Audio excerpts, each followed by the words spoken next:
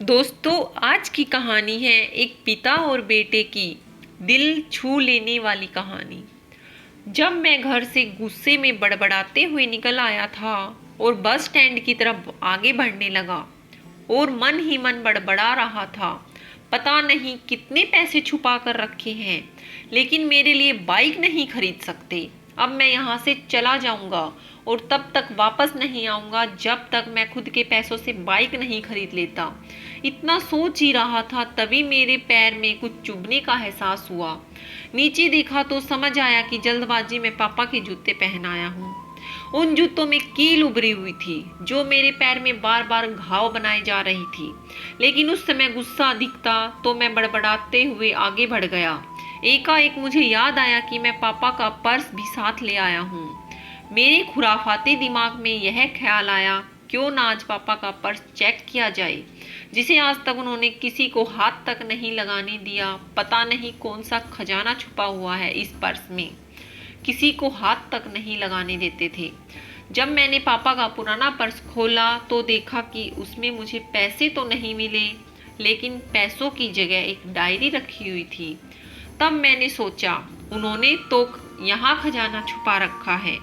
मैं समझ रहा था कि यहाँ पापा ने लिखा होगा कि किस से कितने पैसे लें और किसको कितने पैसे दिए हैं, लेकिन मैं गलत था। जब मैंने उस छोटी सी डायरी का पहला पेज खोलकर देखा, वहाँ पर जो लिखा था वो थोड़ा सीरियस कर देने वाला था। डायरी में जो लिखा था उसे पढ़ने के बाद मेरे चेहरे पर जो एक्सप्रेशन थे वह गायब हो गए थे, क्योंकि डायरी में वैसा कुछ नहीं था जैसा मैं सोच रहा था। वहाँ पर उन पैसों का हिसाब लिखा हुआ था जो अलग अलग कामों के लिए उधार लिए गए थे। उस लिस्ट में कंप्यूटर के नाम पर भी पैसे लिए गए थे। कुछ ऐसा लिखा था, 50,000 बेटे के कंप्यूटर के लिए, जिसे मैं अब तक इस्तेमाल कर रहा हूँ। लेकिन मुझे यह पता नहीं था उस कंप्यूटर को खरीदने के लिए पैसे कहाँ से आए थे। लेकिन आज पता चल रहा था। मुझे आज भी याद है, जब मैंने पहली बार कैमरे के लिए जिद की थी तो मेरे पापा ने मुझे 2 हफ्ते बाद मेरे बर्थडे पर लाकर दिया था, जिसे देखकर मैं बहुत खुश हुआ था। और मुझे खुश देखकर मुझसे कहीं ज़्यादा खुश थे तो वो थे मेरे पापा। मेरा गुस्सा एकदम गायब हो गया। जब मैंने डायरी का अगला पेज पढ़ा तो वहाँ पर लिखा था, अच्छे जूते पहनना। कुछ समझ में नहीं आई मेरे बात। उसी समय मेरे पैर सड़क पर भरे पानी में जा गिरे और तभी मेरे पाँव में कुछ गीलेपन का एहसास हुआ। मैंने देखा तो जूता नीचे से टूटा हुआ था। यह देखकर मुझे डायरी में लिखी हुई बात समझ में आ गई। तभी मुझे पापा की कही बातें भी याद आ रही थी कि कैसे माँ जब कहा करती थी पापा से, अब तो जूते पुराने हो गए हैं, नए ले लो, तो पापा टाल दिया करते थे, अभी और चलेंगे। अभी कुछ दिन पहले ही तो लिए थे, कितने दिन और चलेंगे। साथ ही साथ यह भी समझ आ रहा था कि पापा अपने पर्स को क्यों छुपा कर रखते थे।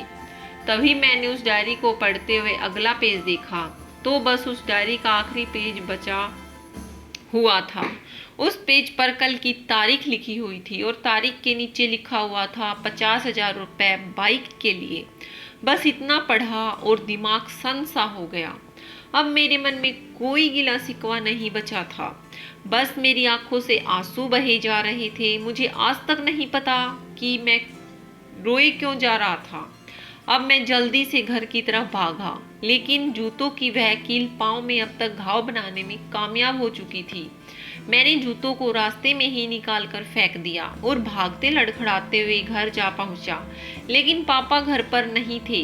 मैं समझ गया वह कहाँ गए थे। मैं सीधा पास वाली बाइक एजेंसी की तरफ भागा।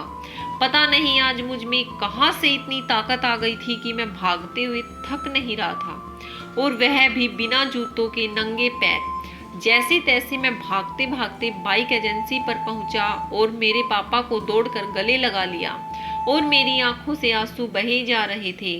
पापा समझ नहीं पा रहे थे आखिर हो क्या रहा है, मैं क्यों रो रहा हूँ। मैंने पापा से कहा, मुझे मोटरसाइकिल नहीं चाहिए, आप अपने लिए जूते ले लीजिए। मैं आज से जो भी करूँगा अपनी मेहनत अपने बलबूते पर पढ़कर करूँगा। दोस्तों, हमें हमेशा अपने माता पिता का आदर करना चाहिए और यदि वह भी आपको किसी चीज़ के लिए मना कर रहे हैं तो उनकी मजबूरी को एक बार गहराई से समझने की कोशिश जरूर करें। फूल कभी दो बार नहीं खिलते, जन्म कभी दो बार नहीं मिलते, मिलने को तो हजारों लोग मिल जाते हैं पर हजारों गलतियां माफ करने वाले माँ बाप कभी नहीं मिलते, माँ बाप कभी नहीं मिलते। दोस्तों, यह कहानी आपको अच्छी लगी हो तो कमेंट करें, लाइक करें और मेरे चैनल को शेयर करें और मेरे चैनल को सब्सक्राइब करना ना भूलें। धन्यवाद।